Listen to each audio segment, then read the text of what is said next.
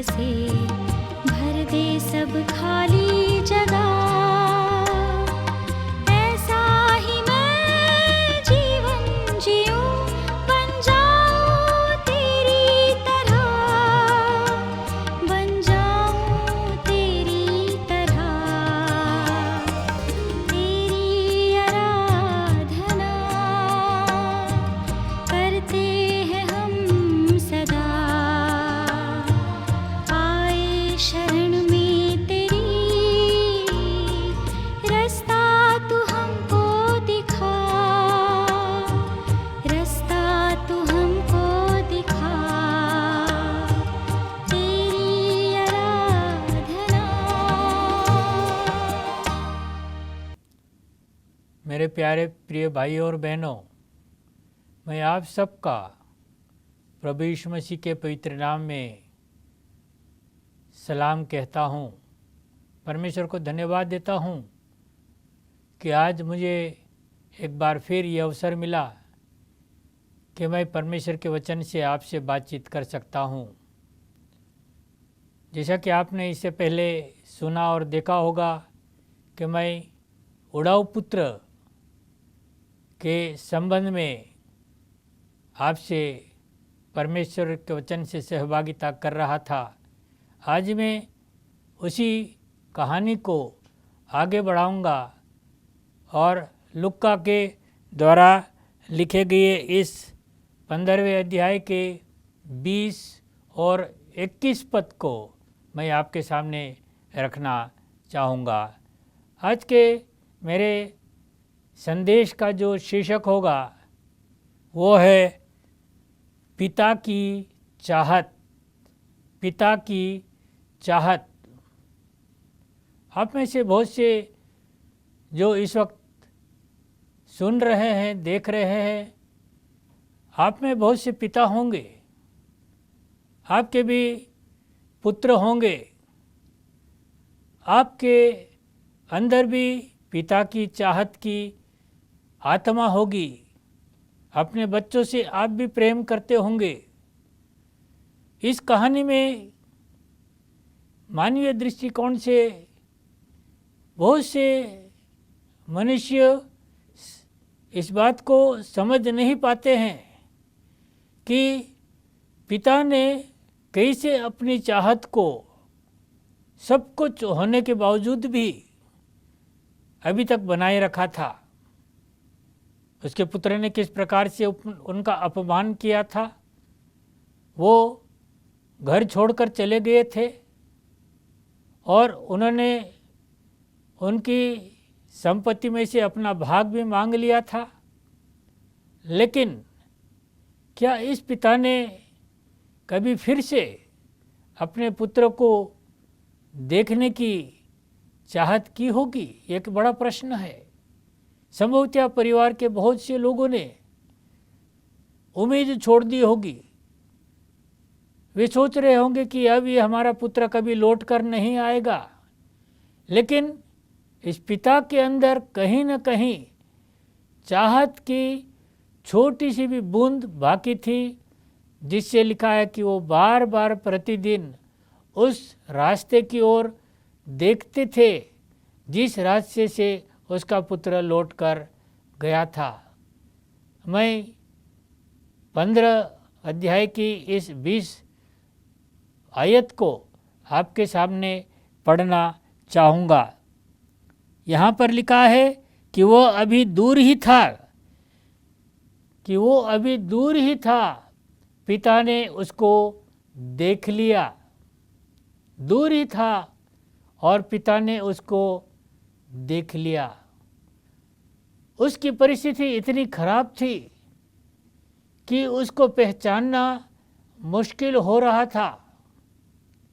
उसका रूप बदला हुआ था, उसके बाल बड़े हुए थे, उसका चेहरा बड़ी बड़ी दाढ़ी से भरा हुआ था, उसके कपड़े फटे हुए थे।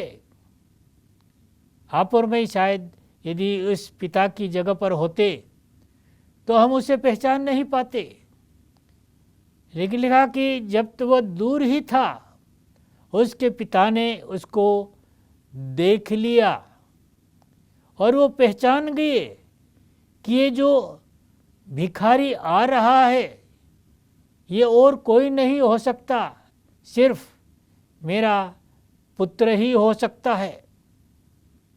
हमारे परमेश्वर पिता ठीक इसी प्रकार से अपने खोए हुए बच्चों को लौटने की आशा में अपनी पलकें बिछाए रहते हैं।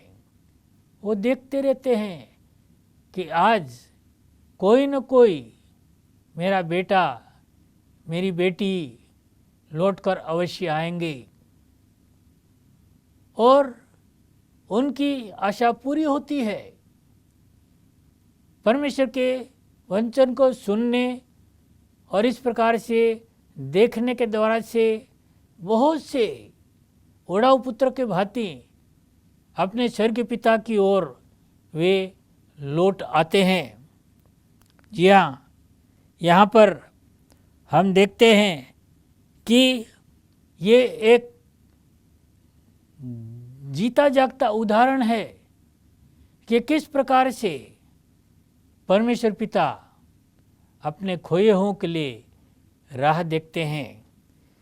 मैं आपके सामने पहला तीमुथी उसका 2 अध्याय और उसका 4 पद पढ़कर सुनाना चाहता हूँ। यहाँ पर बड़ी सुंदर बात लिखी हुई है। 2 तीमुथी उसका 2 अध्याय और उसका 4 पद, यहाँ पर सुंदर बात लिखी, यहाँ पर लिखी है परमेश्वर के दिल की बात लिखी है। परमेश्वर के दिल में क्या होता है उसको लिखा हुआ है। लिखा है कि जो ये कहता है कि सब मनुष्यों का उद्धार हो, सब मनुष्य का उद्धार हो। हमारे परमेश्वर पिता ये चाहते हैं कि कोई भी ऐसा मनुष्य न बचे जिसका उद्धार न हो और वे सत्य को भली भांति पहचान लें। सत्य को भली भांति पहचान ले। सत्य कौन है? हमारे उद्धारकर्ता यीशु परमेश्वर। क्या आपने उस सत्य को पहचान लिया? हमारे परमेश्वर पिता आपका और मेरा इंतजार कर रहे हैं, रास्ता देख रहे हैं। आइए हम आज लौट चलते हैं उड़ाऊ पुत्र के समान उस परमेश्वर के पास लौट चलते हैं जिसको कि आपने छोड़ दिया है। इस संसार में खो गए हैं लेकिन इस संसार ने आपको छोड़ दिया है, तो आप कहाँ जाएंगे?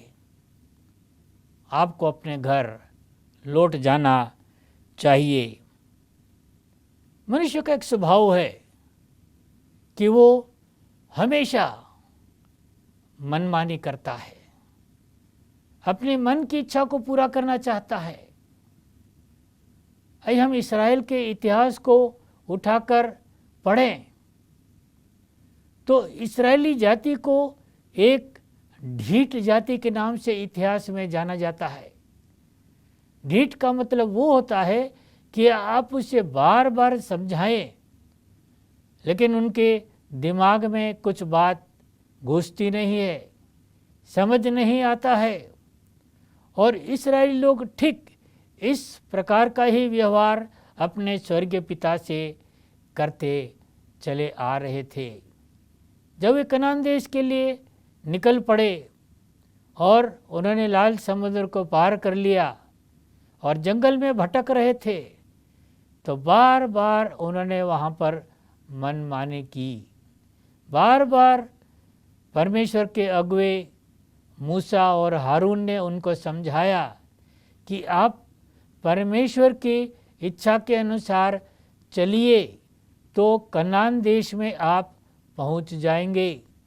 लेकिन उन्होंने उनकी नहीं सुनी और उनमें से अधिकांश जो मिस्र देश से निकले थे, बाइबल ये बताती है कि वो कनान देश नहीं पहुँचे। लेकिन इतिहास ये भी कहता है कि इतना सब कुछ होने के बाद भी परमेश्वर ने उनको नहीं छोड़ा। जी हाँ, यहाँ पर हम इस उड़ाऊ पुत्र के पिता में वही आत्मा और वही भावना हम देखते हैं कि इतना सब कुछ हो जाने के बाद भी वो अपने पुत्र के लौट आने की आशा रखते हैं। और अंततः एक दिन अचानक जब पिता उस रास्ते की ओर देख रहे थे तो उसने देखा कि कोई भिखारी लौटा चला आ रहा है। आप सोच सकते हैं कि उसके पिता के चेहरे पर कितनी प्रसन्नता आ गई होगी।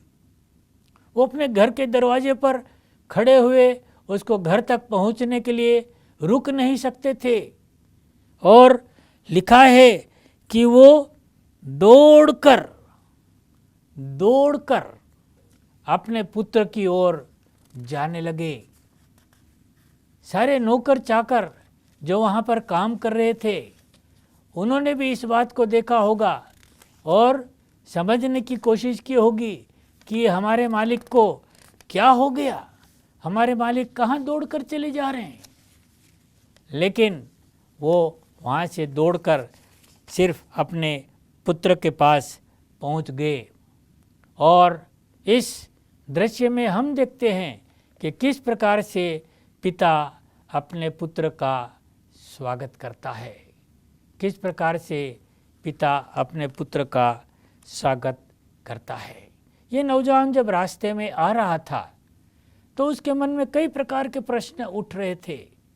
क्या पिता मुझे स्वीकार करेगा? क्या पिता मुझे अपना लेगा?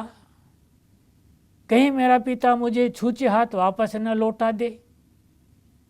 लेकिन यहाँ पर लिखा है कि उसके पिता ने दौड़कर उसको अपने गले से लगा लिया। उसने उसकी गंदगी की परवाह नहीं की, उसके शरीर से आने वाले दुर्गंध की परवाह नहीं की, उसके फटे कपड़ों की परवाह नहीं की।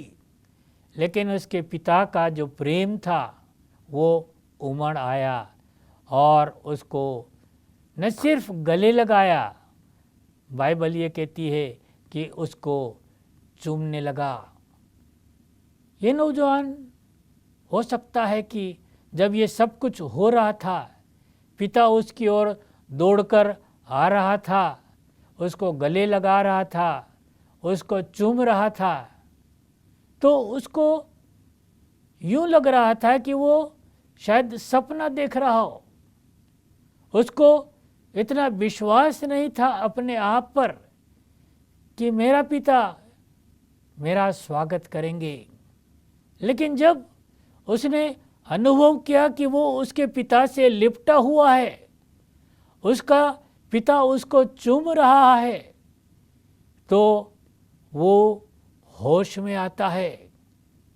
ठीक उस प्रकार से जैसा कि हम शाऊल की घटना के बारे में पढ़ते हैं कि जब वो दमिश्क की ओर चला जा रहा था और रास्ते में प्रभु यीशु की उनसे भेंट हो जाती है और ज्योति इतनी चमकदार थी कि शाऊल अंधा हो गया और दमिश्क में वहाँ पर एक घर में प्रार्थना कर रहा था, उपवास कर रहा था और अंधा हो चुका था।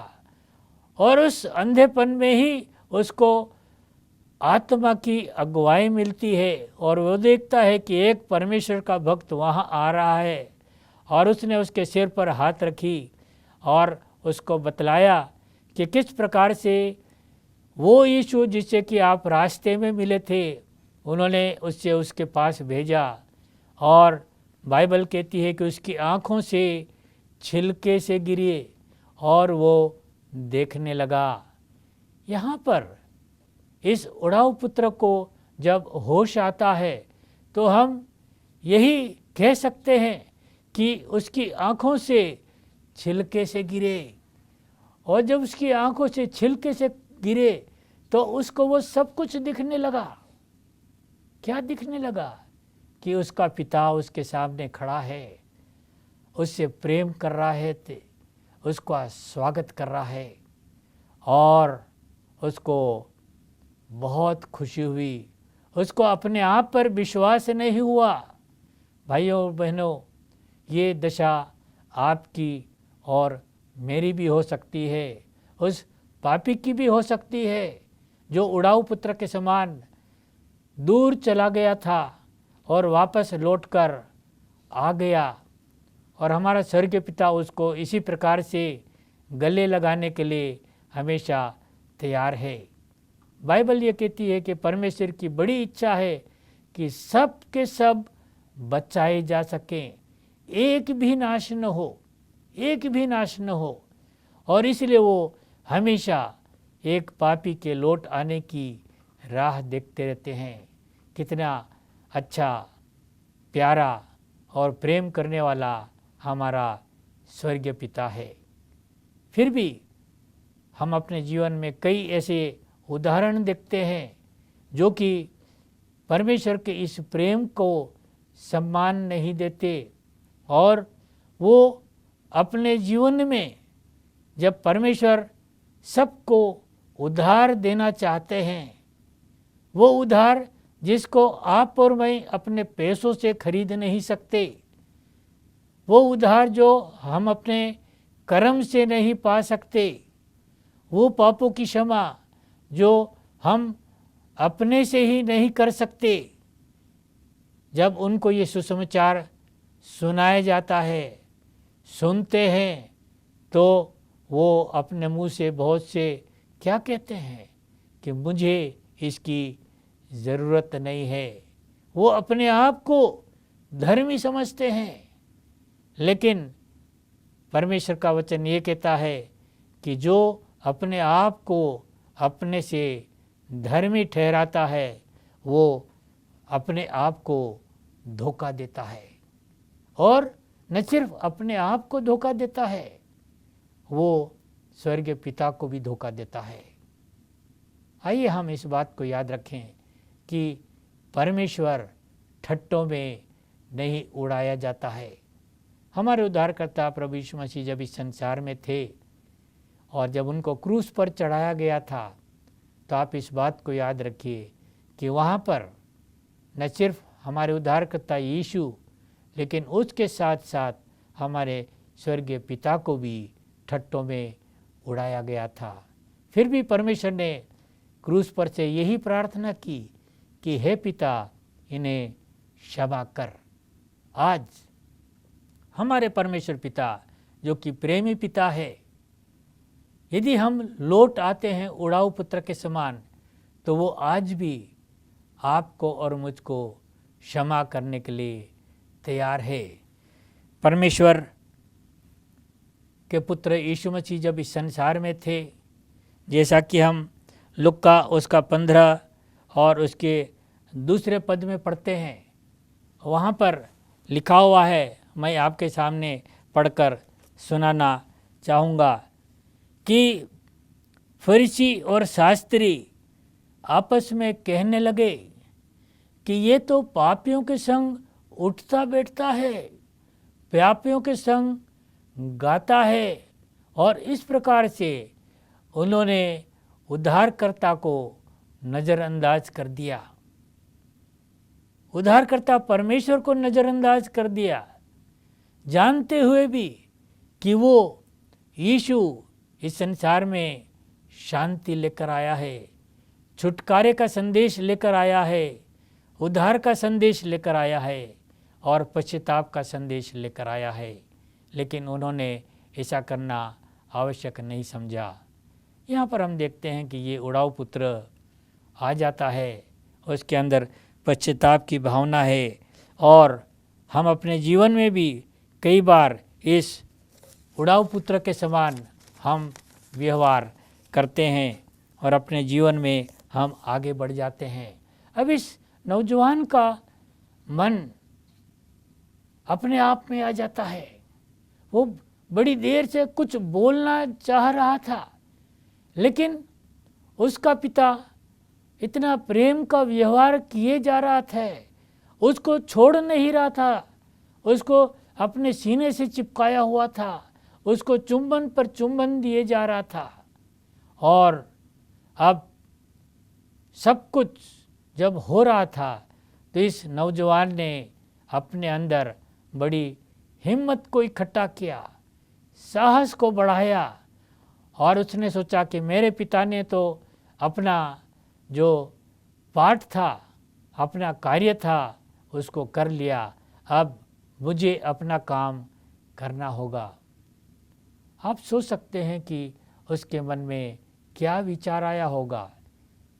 इतना अच्छा और बड़ा स्वागत होने के बाद उसके मन में जो अशांति फैली हुई थी, अशांति गंदी धूल के समान जमी हुई थी, अजीबो गरीब उसके मन में विचार बने हुए थे, वो सब दूर हो जाते हैं और उसके अंदर एक साहस आ जाता है और अपने पिता के सामने वो हिम्मत से खड़ा हो जाता है और वो अपनी आंखें अपने पिता की आंखों में डालकर बोलता है उस डायलॉग को जिसको कि वे सारे रात रास्ते में बोलते बोलते आ रहा था। और उसने क्या कहा, पिताजी, मैंने स्वर्ग के विरुद्ध और आपके विरुद्ध पाप किया है। इसे हम पाप स्वीकारोती कहते हैं, अंग्रेजी में हम इसे कन्फेशन कहते हैं। पाप का स्वीकार करना ये बहुत बड़ी बात है भाइयों और बहनों, कि जब हम अपने स्वर्गीय पिता के सामने अपने पापों का अंगीकार करते हैं। आपने ये बात बार बार सुनी होगी कि चोर कभी भी अपने आप को चोर नहीं कहता। यदि उसने चोरी भी की होगी तो वो चोर होने के शीर्षक को स्वीकार नहीं करता। लेकिन उड़ाऊ पुत्र के इस कहानी में हम देखते हैं कि ये पुत्र अपने पिता के सामने कहता है कि पिताजी, मैंने स्वर्ग के विरुद्ध और आपके विरुद्ध मैंने पाप किया। जी हाँ, ये आपको और मुझको आज इसी वक्त परमेश्वर के सामने करना होगा। इस बात को हम याद रखें कि समय बहुत खराब है, समय बहुत कम है और हो सकता कि अचानक किसी भी क्षण हमारे उद्धारकर्ता न्यायी बनकर इस संसार में बादलों पर आ सकते हैं। इस उड़ाऊ पुत्र के जीवन में हम देखते हैं कि उसके पिता ने उसका स्वागत कर दिया, बहुत खुश हो गया और उसको वो अपने साथ लेकर अपने घर की ओर चला गया। ये उड़ाऊ पुत्र कितना खुश हुआ होगा, उसके चेहरे पर कितनी खुशी होगी, आप और मैं सिर्फ कल्पना कर सकते हैं। जी हाँ, परमेश्वर पिता हर एक इस खोए हुए पापी के चेहरे पर इस उड़ाऊ पुत्र के समान ही एक मुस्कुराहट देखना चाहते हैं। क्या आप यीशु परमेश्वर के पास आज आकर ऐसी ही मुस्कुराहट उसको देना चाहेंगे? परमेश्वर आपको शक्ति देवे और आशीष देवे। आइए हम प्रार्थना करें।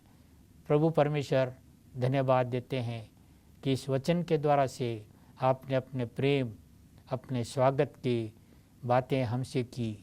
आपने उड़ाऊ पुत्र को स्वीकार किया। हम आपसे ही विनती करते हैं कि हमारे श्रोताओं में से इस वक्त जो भी लौट कर आपके पास आता है, आप उसे इसी प्रकार से स्वीकार कीजिए, क्षमा कीजिए कि उसके चेहरे पर वही मुस्कान और वही पाप स्वीकार करने की भावना उत्पन्न हो सके। यीशु के पवित्र नाम से आमीन।